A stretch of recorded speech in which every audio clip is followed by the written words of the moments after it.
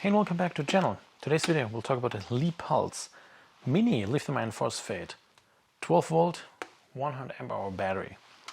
This battery is a mini form factor, as you can see it already, and most important, it is little tiny small.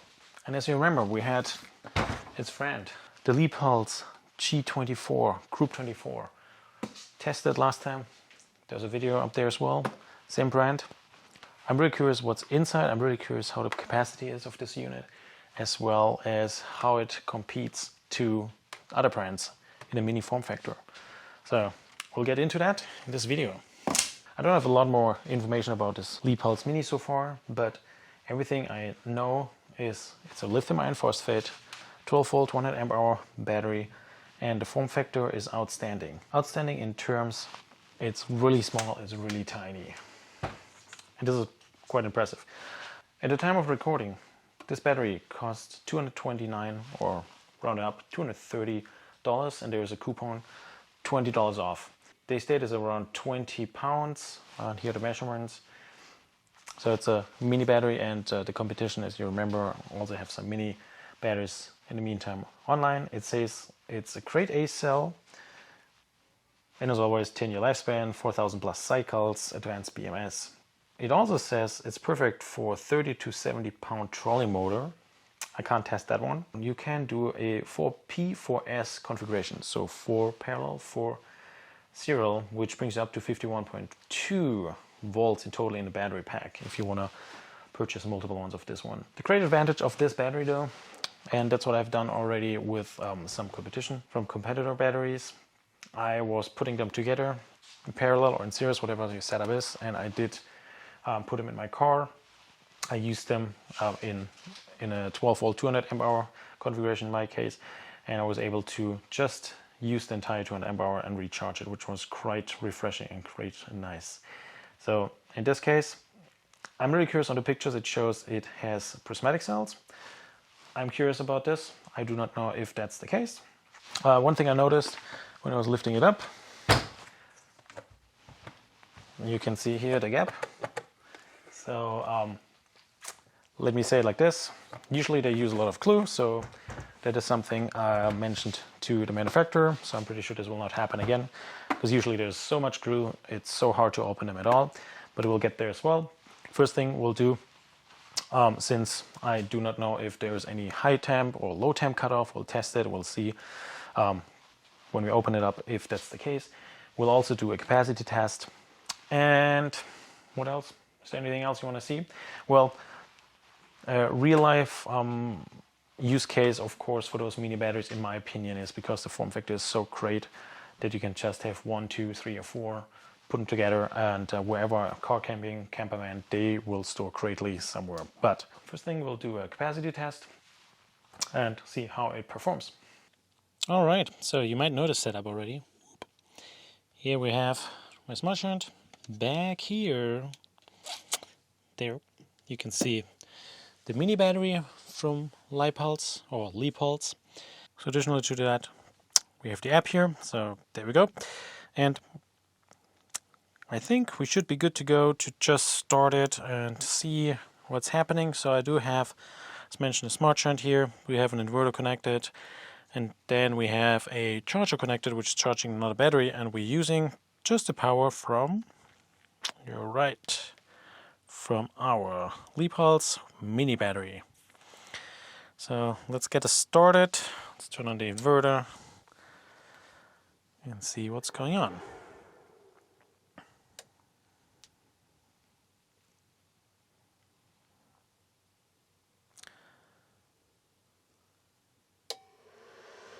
All right, charger just kicked on. We can see we are at 17.3 amp, which is almost too little. Let's go a little higher. All right, there we go. A little bit more than 0.2 C rate discharging. You can see it here, elapsed amp hours.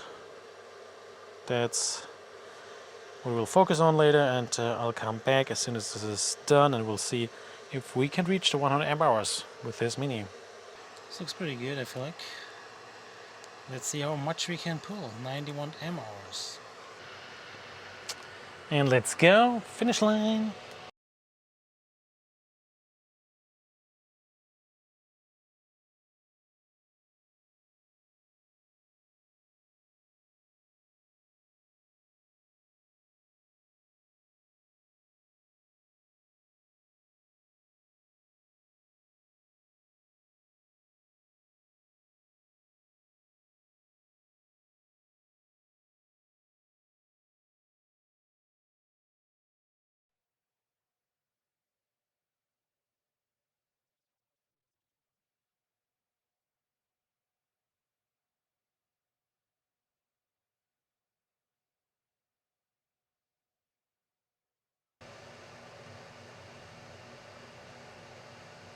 Nice.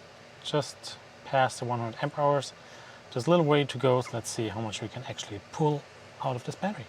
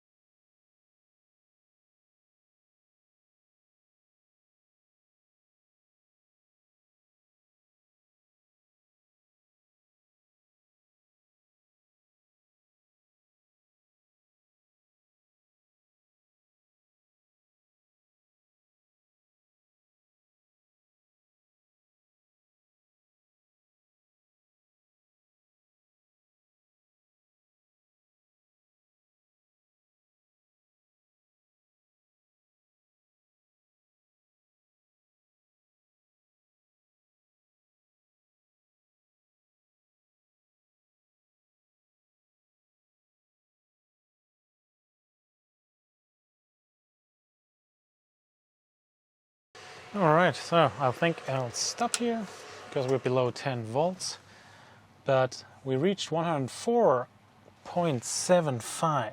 That is a really good sign for this mini battery. It passed the capacity test, which means we'll keep going and you guessed right, we'll take it apart and take a deeper look into what cells we're using and how the build quality is. Capacity test is done. It did pass. That's always great to see and very important. Since we have this little gap here, I try to open it really quick for you. And then we'll open it up and do our testing and we'll double check what the inside is and looks like, since I really don't have a lot of documentation about this. Let's go ahead and do that. I think this one was the quickest to open battery I've ever had. And in case this was just done for me, because I am opening up it anyways, thank you to the manufacturer. They will be glued and sealed how they should be, I was told, so that's not a problem at all. Please don't be afraid of it. So what we can see here, we have the negative terminal over here, the positive terminal over here. We have 4 12-gauge wires, positive and negative. And let me try to get it out really quick for you. It was more difficult than I expected. So this is the housing, it's the front as you saw it.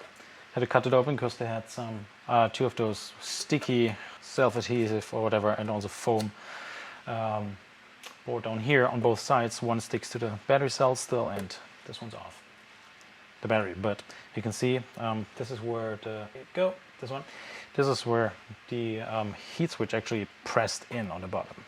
Look at this. We do have prismatic cells, and still have this one on, and I'll keep it on for now. So on this side, this was the back side. The front side, basically, here on the other side, is where the label was on. It's the negative from battery cell to the BMS, and this is the positive to the terminal. Let me give you a little tour. On this side, we can see the BMS, which says OK. As soon as it says OK, great. There's a serial number on here.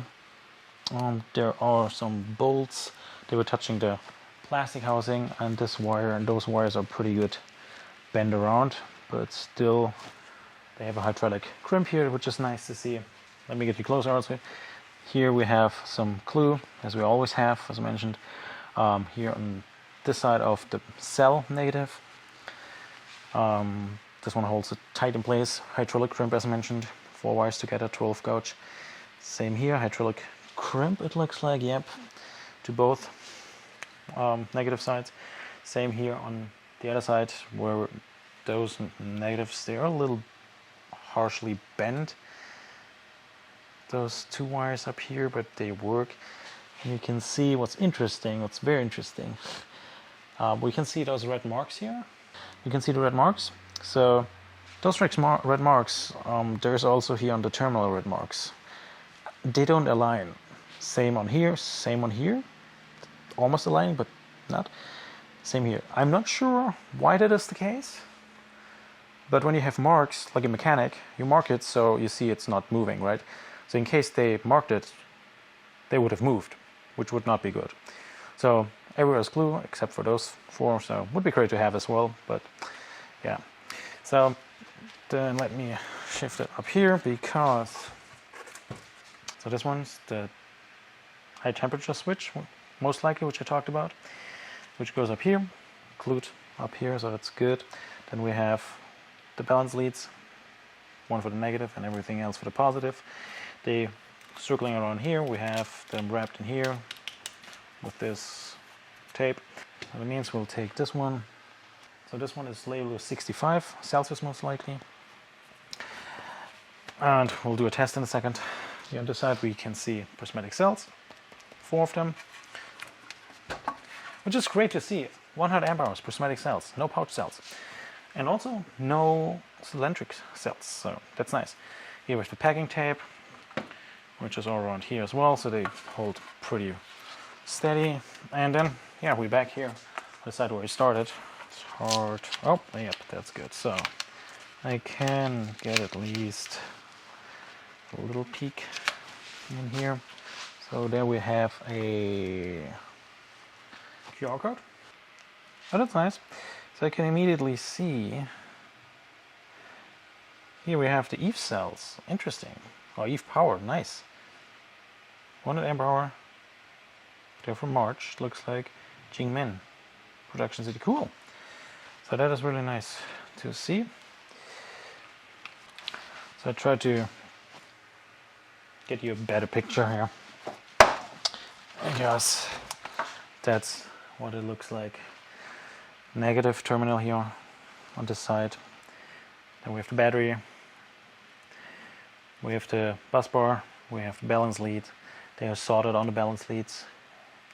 And it looks like those bus bars are laser welded on here. They don't move. And they were covered in this, what is it?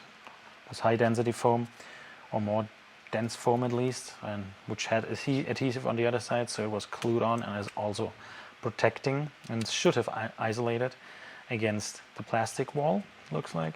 But it also means that it did cover those vents. And I don't know, you can see here it got stuck pretty well. I think that's not good. I think it should be somehow be able to breathe if needed. What's interesting to me that the orientation in the meantime, that's how it was standing. The orientation is obviously laying. Depending on the cell, I guess you can have the orientation differently, but in this case that's how it was. We have this epoxy board here on top, just the top side, and then yeah, we have the BMS over here. All right, I think that's good in terms of build quality to see what they have. I think it's pretty solid. I do not know about this orientation of the cell. Maybe that's something you know better than I do. Then we have a serial sticker. I do not know what kind of, I can't find a label or something on it, at least not from here. So that's something which is unknown for me at the moment, but it's okay. So As long as it's okay, that's fine.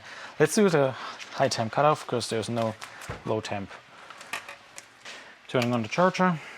Over here we can see it's charging up to 10. I can slow this one down. We don't need that high of charging. It's charging here on this side so you can see it. Using my heat gun.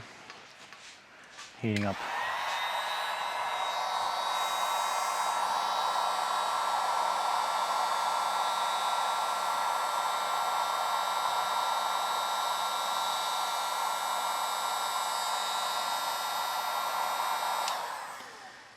There we have the drop, turned off.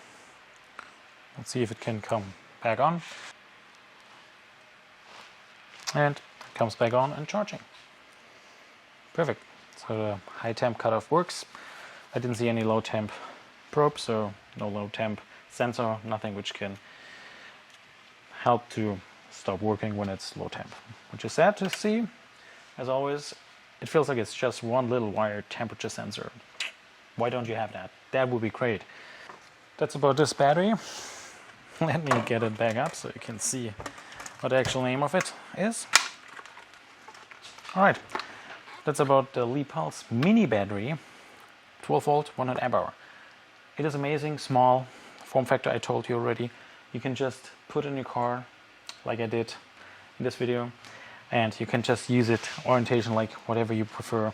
It's tiny, small. It comes with prismatic cells, which is amazing those days. The orientation, like, I don't know, that's something I hope to get my input from you guys. Regarding build quality, I feel like it's good. It's good enough. A low temp cutoff sensor would be amazing, as always. At this price point, it's fairly cheap. You can get 2 of them. You can get up to 4 in series and 4 in parallel, which gives you up to over 48 volts. Which is amazing. But let me know in the comment section below what you think about the build quality.